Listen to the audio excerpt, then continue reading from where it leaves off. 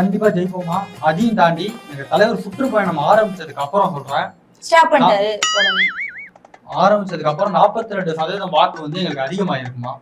ஆமா, அத பார்த்து டிஎம்கே பயப்படுதோ இல்லையோ, மேல பிஜேபி நம்மள பார்த்து பயந்துகிட்டு இருக்கு. ஆனா பாக்குறதுக்கு எங்களுக்கு பிஜேபி உங்களை பார்த்து பயப்படுற மாதிரி தெரியல, நீங்க தான் பிஜேபி பார்த்து பயப்படுற மாதிரி இருக்கு. அப்படிலாம் கிடையாது. யார் சொன்னா உங்களுக்கு? அங்க பிஜேபி பேசாம இருக்கிறதுக்கு காரணம் வேற. ஆமா, அதனால நீங்க அது இது பண்ணாதீங்க. இங்க 2 பேருக்கு நடுவில் தான் போட்டி. ஒன்னு டிஎம்கே, இன்னொன்னு டிவிகே.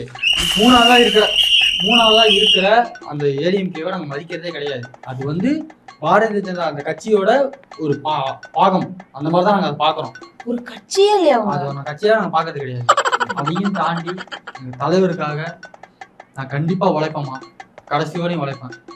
எதனால சொல்றேன்னா, பல இடர்பாடுகளை தாண்டி என்ன ஒரு பொருட்டா கூட மதிக்காம தூக்கி போட்டாங்க. தூக்கி விட்டுருச்சுனாங்க அந்த கட்சியில இருந்து.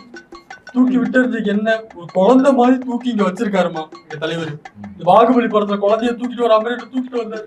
என்னமா முட்டை கொடுக்குறாரு சார்? காட்டுங்க, போட்டோ இருக்கா? அம்மா போட்டோ அது இருக்குமா. அது என்னோட ஓட்டு விடுவாதுமா எனக்கு. அதனால தலைவருக்காக நான் கண்டிப்பா உழைப்பேன். சரி சரி, ஏன் உங்க தலைவர் படம் இன்னும் ரிலீஸ் ஆகல? என்ன பிரச்சனை போயிட்டு இருக்கு? ஜனநாயகம் நீங்க ரிலீஸ் ஆகணும்னா கூட ஜனநாயகத்தை காப்பாத்துறதுக்காக எங்க தலைவர் ஜனநாயகனா வந்துகிட்டு இருக்காருமா. அது மட்டும். இதெல்லாம் என்ன டைலாக்னு பேசுறாரு இவரு. சரி சார், கடைசியா ஒரு கேள்வி சொல்லுங்க. இப்போ உங்களுக்கு மக்கள் செல்வாக்கு எப்படி இருக்கு? பயங்கரமா இருக்குமா மக்கள் செல்வாக்கு. ஆமா, ஃபாரின்ல இருந்து ஒரு 3 லட்சம் ரூபாய் செலவு பண்ணி இங்க வந்து ஓட்டு போடுற அளவுக்கு எங்க மக்கள் செல்வாக்கு அதிகமா இருக்கு. ஆமா தம்பி, கொஞ்சம் அமைதியாக பண்ணாதீங்க.